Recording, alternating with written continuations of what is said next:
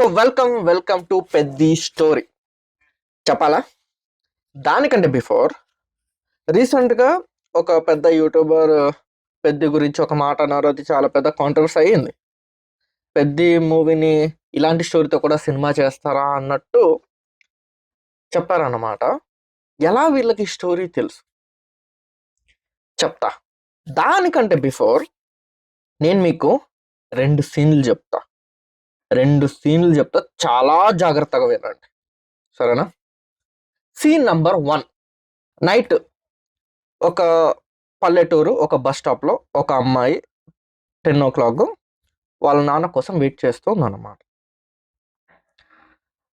Night time కాబట్టి wait చేస్తూ ఉంది. వాళ్ళ నాన్న ఇంకా రావట్లేదు.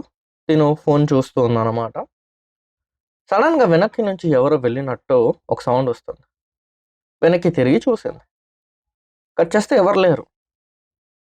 తనకి అక్కడ ఉండే బుద్ధి అవ్వక, సరే మనమే ముందుకు వెళ్ళిపోదాం, మా నాన్న వస్తుంటారులే అని చెప్పేసి తను అలా ముందుకు వెళ్ళింది బస్ స్టాప్ నుంచి. అలా వెళ్తుంటే తను ఎవరో వెనక వస్తున్నారు అని చెప్పేసి తనకు ఫీలింగ్ వచ్చింది. వెనక్కి తిరిగి చూస్తే ఎవరు లేరు. కట్ చేస్తే కొంతమంది రౌడీలు వచ్చి తనని ఎత్తుకెళ్ళిపోయారు. ఇది సీన్ నంబర్ 1. ఓకే, విన్నారు కదా జాగ్రత్తగా? అర్థం కాకపోతే మళ్ళీ రివైండ్ చేసుకొని మళ్ళీ వినండి. ఇదే సీన్ని మళ్ళీ ఇంకో విధంగా చెప్తా, అది కూడా చాలా జాగ్రత్తగా వినండి. Scene number 2. అర్ధరాత్రి, నైట్ 10 గంటలు. అప్పుడే వర్షం అనేది స్టార్ట్ అయ్యేలాగా ఉందన్నమాట.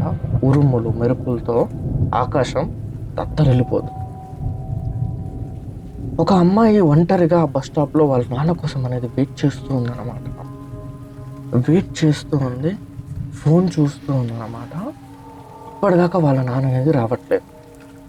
తను అలా ఫోన్ చూస్తూ ఉంటే వెనక నుంచి ఎవరు వెళ్ళినా తనకి అనిపిస్తుంది అనమాట, వెనక నుంచి ఎవరు వెళ్ళారని చెప్పి. సడన్గా వెనక్కి తిరిగి చూస్తే ఎవరు లేరు. టక్కుమని తన ముందు నుంచి ఒక బస్సు హార్న్ అనేది కొట్టుకుంటూ సడన్గా వెళ్ళిపోతుంది అనమాట, సౌండ్ చేసుకుంటూ. తను ఒక్కసారి ముందుకు తిరిగి ఉలక్కి పడుతుంది. అప్పుడే తనకి భయం అనేది స్టార్ట్ అవుతుంది. అదే భయంలో ఉన్నప్పుడు ఆకాశంలో ఒక ఉరుము. ఇంకా భయం అనేది స్టార్ట్ అవుతుంది. ఇంకా తనకు అక్కడ ఉండే బుద్ధి అవ్వట్లేదు. తనకి ఏదో అన్ఈజీ ఫీలింగ్ వస్తుంది అనమాట, ఏదో సంథింగ్ ఫిష్ అనే ఫీలింగ్ వస్తుంది అనమాట. ఇంకా తనకి అక్కడ ఉండే బుద్ధి అవ్వక అక్కడ నుంచి బస్ స్టాప్ నుంచి అలా మెల్లిగా ముందుకు నడుచుకుంటూ అలా వెళ్తుంది. వెనక ఎవరో వస్తున్నారు అనే ఫీలింగ్ తనని తినేస్తూ ఉందన్నమాట. వెనక్కి చూసుకుంటూ నడుస్తుంది, కానీ వెనక ఎవ్వరు లేరు. సడన్గా వెనక నుంచి ఏదో ఒక సౌండ్ వస్తుంది. ఆ సౌండ్కి తను వెనక్కి అలా తిరిగి చూస్తుంది, ఎవరు లేరు. కట్ చేస్తే తను అలా ముందుకు చూస్తుంది. ముందు నుంచి ఎవరు 4 మంది వచ్చేసి తక్కువ తను ఎత్తుకెళ్ళిపోతారు. ఇది సీన్ నంబర్ 2. సో ఇప్పుడు సీన్ నంబర్ 1కి 2కి ఏం డిఫరెన్స్ కనిపించింది మీకు? నేను సీన్ నంబర్ ఇప్పటికిప్పుడు నేను సీన్స్ క్రియేట్ చేసి మీకు చెప్తున్నా. సీన్ నంబర్ 1 జస్ట్ ఒక స్టోరీ, మీకు చెప్పిన స్టోరీ మాత్రమే, అది అందరికీ చెప్పుకునే స్టోరీ మాత్రమే. స్టోరీ 2 మీరు సినిమాలో స్క్రీన్ మీద చూసే స్క్రీన్ ప్లే. నేను చాలా నార్మల్గా చెప్పిన, ఓకే, చాలా నార్మల్గా ఇప్పటికిప్పుడు క్రియేట్ చేసి మాత్రమే చెప్పిన. కానీ సినిమాకి వెళ్ళేసరికి మొత్తం మారిపోద్ది, అర్థమవుతుంది. ఇప్పుడు పెద్ద యూట్యూబర్ స్టోరీ విన్నారు అని చెప్పేసి అన్నారు కదా, ఎవరు చెప్పుంటారు? ఇంకెవరో కాదు, డైరెక్షన్ టీంలో ఎవరైనా ఫ్రెండ్స్ ఉంటారు, వాళ్ళ త్రూయే వచ్చి ఉంటుంది స్టోరీ. వాళ్ళు ఎవరు కూడా స్క్రీన్ ప్లేతో పాటు చెప్పరు, అర్థమవుతుంది. నార్మల్ స్టోరీయే చెప్తారు. మీకు అర్థమైందని చెప్పేసి నేను అనుకుంటున్నా. సో వాళ్ళు ఇప్పుడు ఆయన ఒక మాట అన్నారు, ఇలాంటి స్టోరీతో కూడా తీస్తారు అని చెప్పేసి అన్నారు. ఎలాంటి స్టోరీనైనా సరే మోల్డ్ చేసేవాడే డైరెక్టర్. ఎంత చెత్త స్టోరీనైనా సరే స్క్రీన్ ప్లేలో మ్యాజిక్ చేసేవాడే డైరెక్టర్, అర్థమవుతుందా? మీకు కళ్ళకి ఏం కనిపిస్తుంది అనేదే ఇంపార్టెంట్, ఏం విన్నారనేది కాదు. ఎంత చెత్త స్టోరీనైనా సరే బ్యూటిఫుల్ స్టోరీగా మీకు కళ్ళకి చూపించే కేపబిలిటీ ఉన్నవాడే ఒక డైరెక్టర్, అర్థమవుతుందా? ఇప్పుడు మీరేదో విన్నారా, ఆయన ఏదో నోరు జారారు, పక్కన పెట్టినారు. బుచ్చిబాబు గారు నాకు తెలిసి ఒక గ్లోబల్ స్టార్ని చేతిలో పెట్టుకొని రాంగ్ సైడ్ వెళ్తారని చెప్పేసి నేనైతే అనుకోవట్లేదు. నేను సీరియస్గా అనుకోవట్లేదు. సినిమాలో స్క్రీన్ ప్లే అనేది చాలా ఇంపార్టెంట్. సీన్స్ ఎలా వెళ్తున్నాయి అనేది మాత్రమే స్క్రీన్ ప్లే కాదు.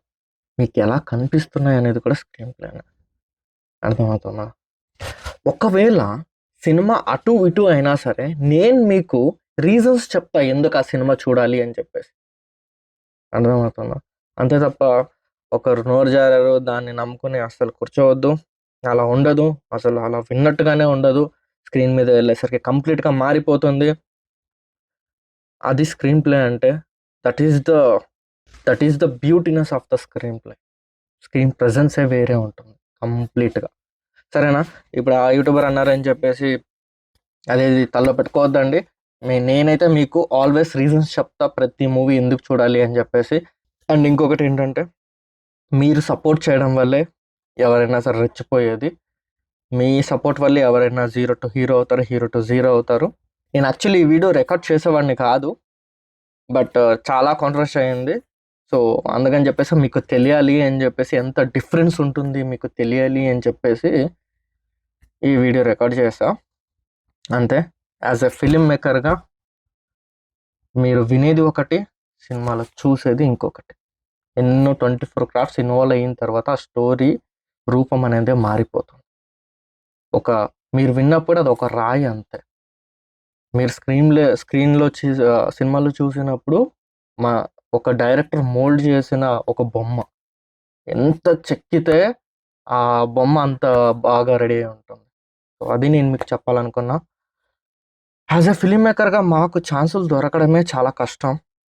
దొరికిన ఛాన్స్‌ని మంచిగా యుటిలైజ్ చేసుకోవాలని చెప్పేసి అనుకుంటాం. చెడగొట్టుకోవాలని చెప్పేసి అనుకోం. సో, ఆల్మోస్ట్ ఒక స్టోరీ రాయడానికి మాకు పట్టే టైమే సంవత్సరం పైనే పడుతూ ఉంటుందన్నమాట. సో, నేను ఆల్రెడీ ఒకరి కోసం స్క్రిప్ట్ అనేది రాస్తున్నాం గాయ్స్. కింద డిస్క్రిప్షన్‌లో ఇన్‌స్టాగ్రామ్ పేజ్ లింక్ ఇచ్చేస్తా. ఒకసారి చూడండి. మీకు నచ్చితేనే సపోర్ట్ చేయండి. నేను మీ దగ్గరకొచ్చి సబ్స్క్రైబ్ చేసుకోండి, లైక్ చేయండి. ఇవేవి అడగను. మీ ఇష్టం.